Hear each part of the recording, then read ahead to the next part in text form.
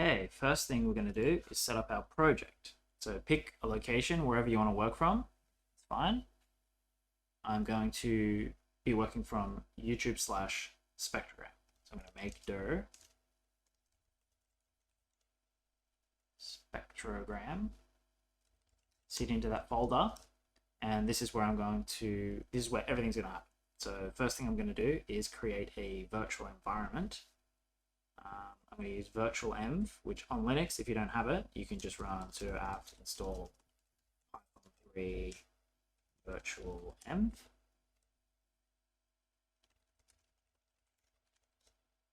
And I've already got it, so yes, no problem. And then I'm just going to run virtual env.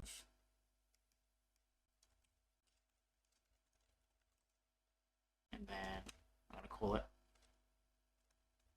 venv for virtual env.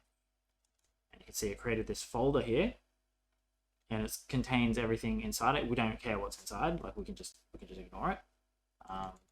We don't need to know the details of what's inside. And that's going to contain all of our Python packages. So the next thing we're gonna create a make file. So just touch that. We're going to make a folder called app, and we're going to create a single file in there for now called window.py. Now if I run tree, you can see my version of tree hides our venv, so that's why you don't see it, but this is what our project should look like for now. Now, as I said, I'm going to work in NeoVim, but you can work in VS Code just as easily. So, I mean, if you work in VS Code, if you've got that installed, just go code dot, and that'll open. Yep, that'll open this, and you can see I've got the window make file. You can work in here if you want, or in the terminal. I prefer the terminal, so I'm going to do that. But you can do everything you need to do in VS Code. That's fine.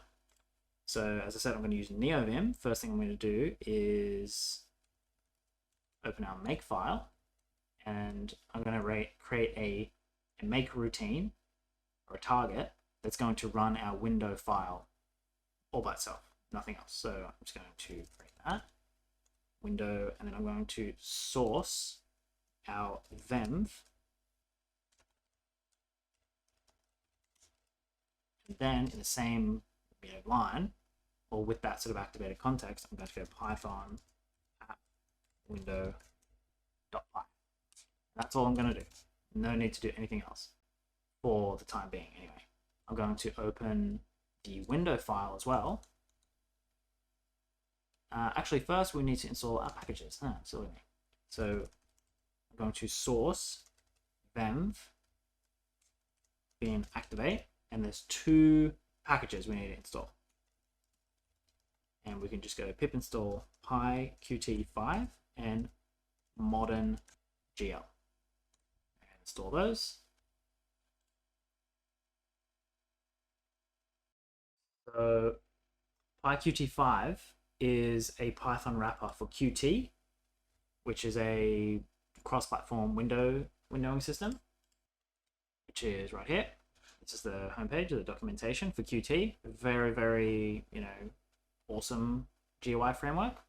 And ModernGL is an implementation of OpenGL for Python, which is very, very useful. It's wrapped up very, very nicely. It allows us to create things very, very simply. And we're going to use these two packages together. And this is a pattern that I use all the time, and I'll show you how it's done, basically, or how I got that. So we need to import ModernGL and some things from the PyQt framework.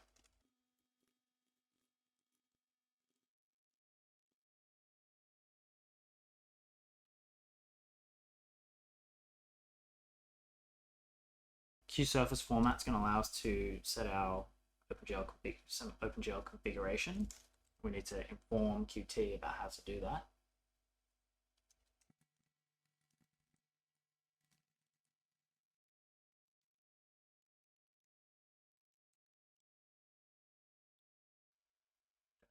Class called window, and we're going to subclass the QOpenGL widget object. We're going to define a frame rate. I'm going to call it 61. Now, what we want is we want it to be 60 frames per second, but the way that the timer works that comes with Qt doesn't allow us to set strictly 60 frames per second, because you have to set it in whole number milliseconds, and there's no way to give 1/60th of a second in milliseconds without using a floating point number. And so what we do, the reason that I add 61 is because we make it a little bit more, and OpenGL limits it at 60 frames per second. And so it just that's why I pick such an odd number.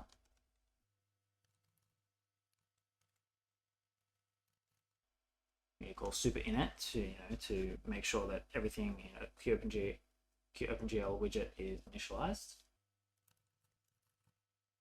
And we're going to set some surface format configuration. A lot of this stuff doesn't really need a lot of explanation, but it is required for. We're going to allow multi-sampling, which is going to improve the quality of what's drawn from our OpenGL window.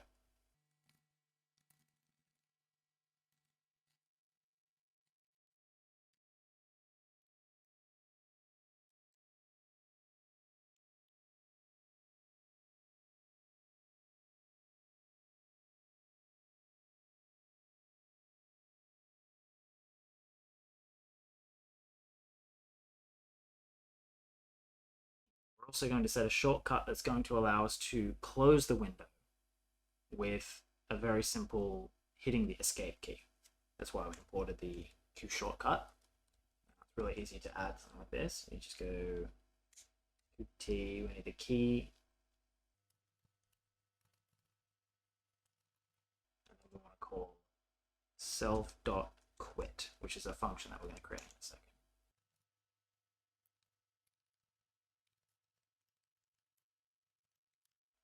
Close. And there's another function we're going to create. We're going to create a class method. And it's just going to allow us to initialize our window very, very easily by just calling a window.run. So I'm going to call it run. We're going to need to pass the class there. So all this is pretty much boilerplate while we just figure out when we just get our window up.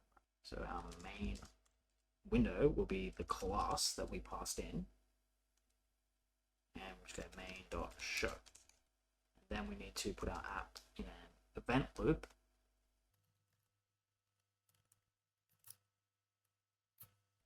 And that should be all we need to just get the window up and running. There's a lot more we need to add, but we'll get to that in a second. So we're going to create a function that we only want to run when this particular file is run, because we want to be able to import our window and use it elsewhere. So I'm just going to call name. This is a very common Python pattern. I'm sure you've seen it before.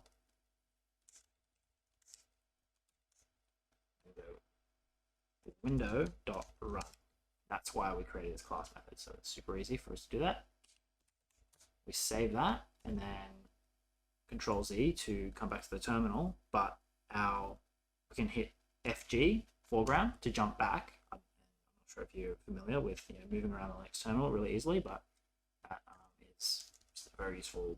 It's locked into my memory. I use it all the time. And then because we created this window target, now we can just run make, and it should open our window for us. Okay, first problem. It's not Q widgets, it's Qt widgets. So silly. I knew there was going to be there's going to be a lot of typos, because that's just how I roll. Okay, now try again, make. There we go. Now we've got a, black, you can't really see it. It's hard to see. But that's our window. It's up and running. Sweet. Now, there's a few things we want to add to this window. We're going to fix the size so that we can't see, we can resize it. We don't want to be able to resize it for this project. for reasons we'll get into later. It's just a lot easier because then we've got to make it responsive and sort of outside the scope of that. So we're just going to fix the size of the window, and we're going to set up an OpenGL context so that we can start drawing. And the first thing we're going to fill in is just the background. So we're going to give it a solid color background.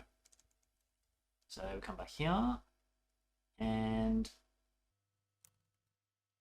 inside there's a few functions, there's a few methods that we can override here in this QOpenGL widget object class, and they are, just make a section here, and we'll just call it OpenGL, OpenGL logic.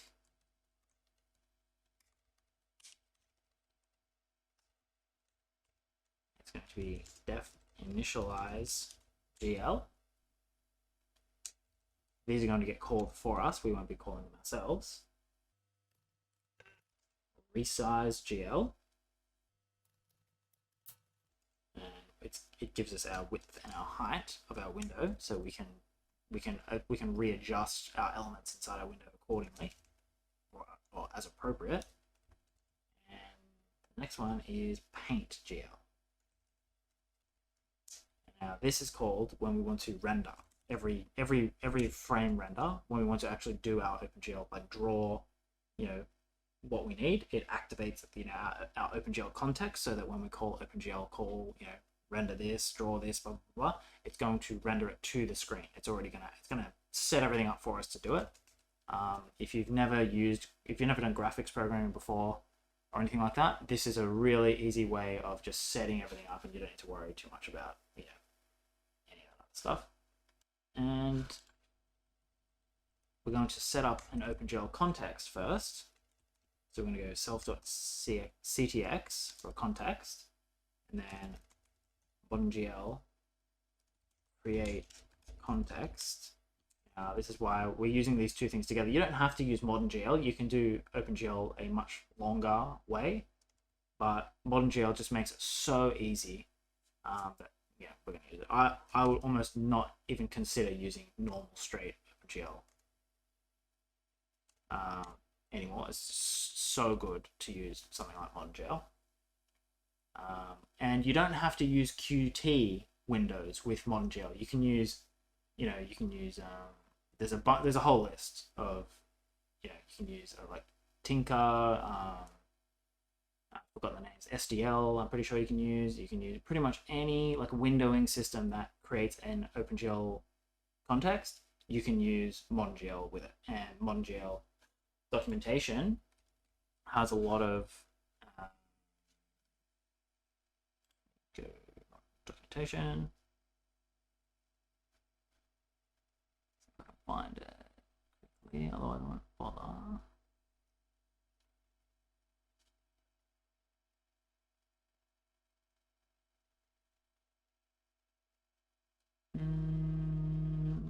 Not sure, but yeah, it's really good. Trust me. We'll see that as we build out our project. I'm going to set a clear color, which is just going to be a flat a green. Let's give it something that's greenish. 4, something like that. Give it a 5.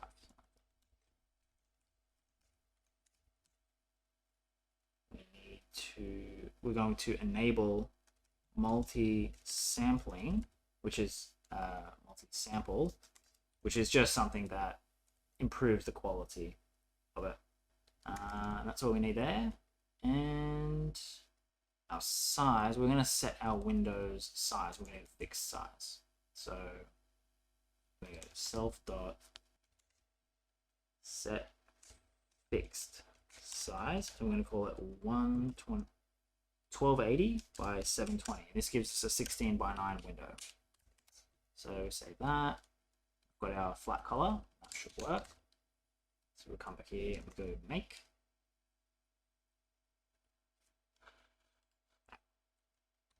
Go make, and there we go. There's our window. It's fixed, very, very small. There's one problem with that is I'm working on a 4K monitor, and so my 16:9, my 1280 by 720 should be about twice the size because I'm working on a 4K monitor and I've increased the scale by twice. It's annoying, but basically I want to render this slightly differently. So I want this to scale with my Ubuntu scaling factor, which I'll just show you quickly. If I go settings, see how I've got this 200% on my, if I go to my screen display 1, display 2, both of them are at 200%, which means that they are stretched, like they're scaled upwards so that they're much bigger. So what I want to do is I want to add an attribute. I want to add an attribute to Qt to tell the window to respect my system's scaling. You might not need to do this, but this is something that I'm going to do on my machine, and you can comment it out or leave it out depending on what, you know, if you have a scaled up, people have different systems, you know what I mean? So if you want to scale it up to respect your, you know, if you have some sort of extra scaling, then you can. If not, you can just comment it out. It's totally fine, but it's something that I, you know, kind of need, or something I like to add because, you know, I like all of my windows to be, you know, to respect the scaling of the settings. So in our run method, it's just going to go right here, and it is Q application dot set attribute,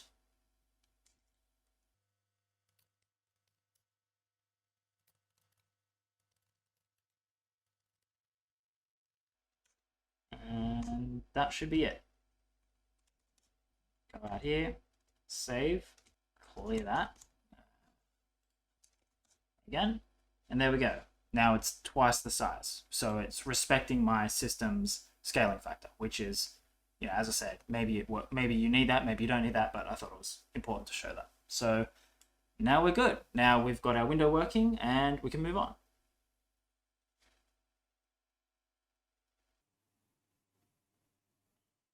Okay. So what we want to do now is we want to add a few interface methods to our window class. So we're going to open up our app.window, and down here we're going to add a section. We call it interface, and we're going to define some functions here that are going to be called when we subclass our window. So this window class is something we're going to subclass this later, and we're going to build our app from that. And there's a few functions that we want to be called automatically when certain things happen, and we'll go through those now. So the first one is going to be init, and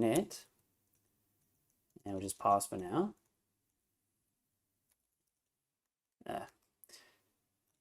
The next is going to be size, and this is going to be called when the window resizes, and we can do any OpenGL related, you know, updating our projection matrices, things like that. We also need a draw call. So this is going to be called whenever we want to actually paint or render to the screen. And this is going to receive a DT, which is the difference in time from the current frame to the last frame. So it's going to tell us, so if it's 60 frames per second, it's going to be 1/60th of a second. And we're going to have one more, which is going to be exit. And this is going to be where we can do any sort of cleanup. And that's going to be useful if we need to release resources or anything like that. And actually, instead of pass, we're just going to print what's happening. So I'm going to print init, print our size with the width and the height, print draw, with the DT, and also just print exit.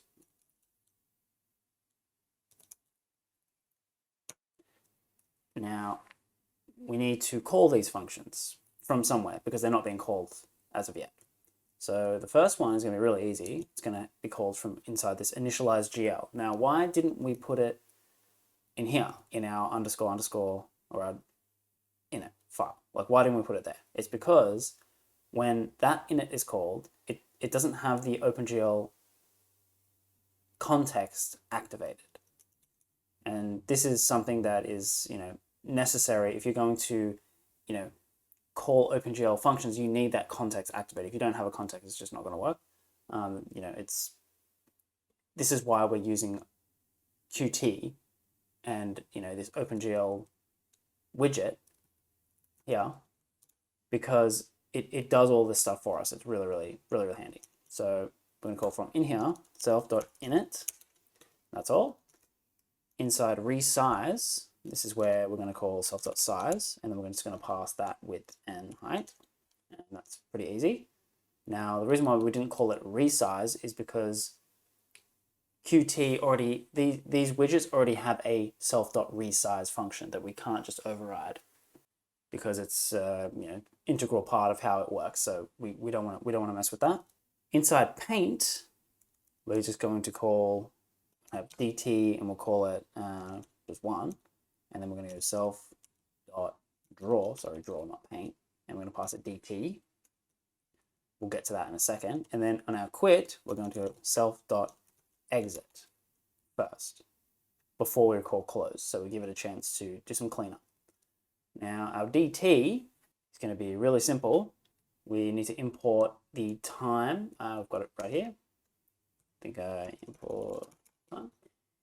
And then we're going to just get the current time. It's going to be now equals time.time. And then we're going to compute our dt. It's going to be now minus self.t, which is something that we'll set.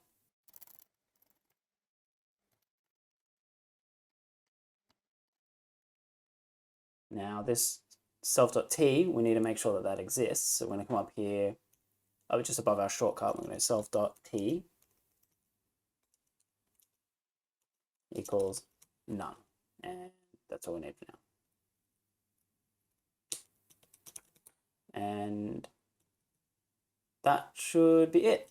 So now when all of these 4 key actions, these 4 key events, whenever they happen, we're going to get our interface methods are going to be called here. So that should work now. And we're just going to go make window, and it opened, and then we can close it, and we can see what's happening. So we've got our init that's being called. The size is being updated. We're being notified of the size of our window, so we can do whatever we need to do in our OpenGL projection matrices, etc. We've got 2 draw calls. So render is being called twice. It should be called continuously, but we've got to set up a timer for that. We'll do that in a second.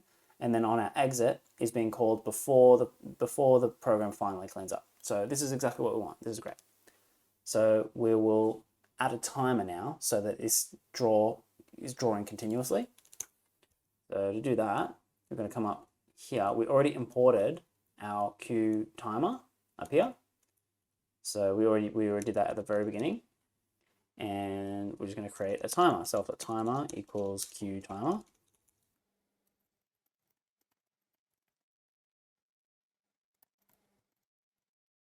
Update is a function that is contained within the this Qt object, and whenever we call update, it's going to automatically call and activate our PaintGL down here for us with the OpenGL context and initialize, all that sort of stuff. So all we need to do is call self.update like this, and then we need to start our timer.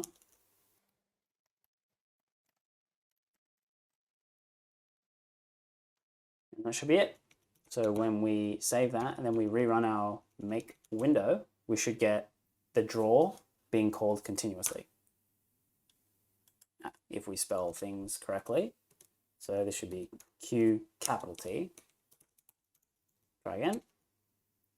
And make window. And there we go. See, it's being it's humming. You know, it's being drawn at what we can see here as at about once every 1/60th of a second, and that's great. That's what we want.